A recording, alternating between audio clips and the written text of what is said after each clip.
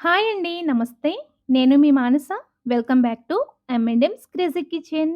ఈరోజు మన కిచెన్‌లో నీరసాన్ని తగ్గించి అప్పటికప్పుడు ఇన్‌స్టాంట్‌గా ఎనర్జీని అందించే సగ్గుబియ్యంతో పూరీని ఎలా ప్రిపేర్ చేసుకోవాలో చూపించబోతున్నాను. రెగ్యులర్‌గా సగ్గుబియ్యాన్ని డైట్‌లో చేర్చుకోవటం వల్ల డైజెషన్ ప్రాబ్లమ్‌ని తగ్గిస్తుంది. అలాగే మజిల్ గ్రోత్‌ని ప్రమోట్ చేస్తుంది. పూరీలు పర్ఫెక్ట్‌గా కుదరాలంటే పిండి కలిపేటప్పుడు, అలాగే పూరీలు వేపేటప్పుడు ఈ చిన్న టిప్స్ ఫాలో అయితే చాలండి. ఆయిల్ కూడా ఎక్కువ పీల్చకుండా చాలా బాగా వస్తాయి. సో, లేట్ చేయకుండా ఈ పూరి ఎలా ప్రిపేర్ చేసుకోవాలో చూసేద్దాం. వీడియోని ఫుల్‌గా చూడండి. నచ్చితే లైక్ చేయండి. అలాగే మరిన్ని సింపుల్ అండ్ టేస్టీ రెసిపీస్ కోసం మన ఛానల్‌ని సబ్స్క్రైబ్ చేసుకొని పక్కనే ఉన్న బెల్ బటన్‌ని యాక్టివేట్ చేసుకోండి. సగ్గుబియ్యం పూరి ప్రిపేర్ చేయడానికి మనం మసాలాలవి ప్రిపేర్ చేసుకునే చిన్న జార్ తీసుకొని 1 కప్ వరకు పెద్ద సగ్గుబియ్యాన్ని యాడ్ చేసుకోండి.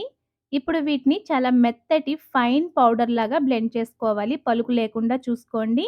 ఇప్పుడు ఈ పౌడర్‌ని వేరొక ప్లేట్‌లోకి గానీ, మిక్సింగ్ బౌల్‌లోకి కానీ ఇలా జల్లించేసుకోండి. ఎంత ఆడించినా కూడా మనకి ఎక్కడో చోట పలుకొస్తుంది. జల్లించుకోవటం వల్ల సాఫ్ట్‌గా వస్తాయి పూరీలు. అలాగే సగ్గుబియ్యం తీసుకున్న కప్‌తోనే 1 కప్ వరకు గోధుమ పిండి కూడా తీసుకొని జల్లించేసుకోండి. ఇప్పుడు ఇందులో మీ రుచికి తగినంత సాల్ట్ యాడ్ చేసుకొని వీటన్నింటిని ఒకసారి కలిపిన తర్వాత కొద్ది కొద్దిగా వాటర్ యాడ్ చేసుకుంటూ పూరి పిండిలా కలపాలి. పూరి పిండి చపాతీ పిండిలాగా మరీ సాఫ్ట్‌గా కలపకుండా కాస్త గట్టిగా కలపాలండి. అలా అయితేనే పూరీలు ఆయిల్ ఎక్కువ పీల్చకుండా ఉంటాయి. చూడండి పిండి ఈ విధంగా కాస్త సాఫ్ట్‌గా, టైట్‌గా కలుపుకున్నాక ఒక టీ స్పూన్ వరకు ఆయిల్ వేసుకొని మళ్ళీ పిండంతటికి కూడా ఆయిల్‌ని బాగా పట్టించండి. ఇప్పుడు దీన్ని ఈక్వల్ పార్ట్స్ కింద డివైడ్ చేసి రౌండ్‌గా చేసుకోండి. ఒక 4, 5 బాల్స్ చేసుకున్నాక మిగిలిన పిండిని తడి ఆరిపోకుండా ఇలాగ బౌల్ బోర్లించేసుకోండి.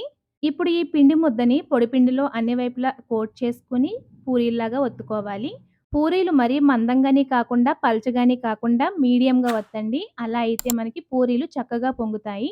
ఇప్పుడు పూరీలు మీకు రౌండ్ షేప్‌లో కావాలి అనుకుంటే షార్ప్ ఎడ్జ్ ఉన్న బౌల్‌తో ఇలాగా రౌండ్‌గా కట్ చేసేసుకోండి. ఇప్పుడు ఈ పూరీని బాగా కాగుతున్న నూనెలో వేసుకొని మంటని హై ఫ్లేమ్‌లో ఉంచి ఆయిల్‌ని ఈ పూరి పైకి వేస్తూ ఉంటే బెలూన్‌లాగా చక్కగా పొంగుతాయండి. చూసారు కదా ఎంత బాగా పొంగుతున్నాయో. అలాగే ఇవొచ్చేసి మనకి ఎంత వేపినా వైట్ కలర్‌లోనే ఉంటాయి. ఎందుకంటే మనం సగ్గుబియ్యం వాడాం కాబట్టి. పూరి చుట్టూ బబుల్స్ పోయిన తర్వాత ఆయిల్‌లోంచి తీసేసి ఇంకొక పూరీని వేసుకొని ఫ్రై చేసుకోండి. ఇదే విధంగా మిగిలిన పూరీలన్నీ ప్రిపేర్ చేసుకోండి. ఒకసారి ఇలా సగ్గుబియ్యంతో కూడా పూరి ట్రై చేయండి. చాలా బావుంటుంది.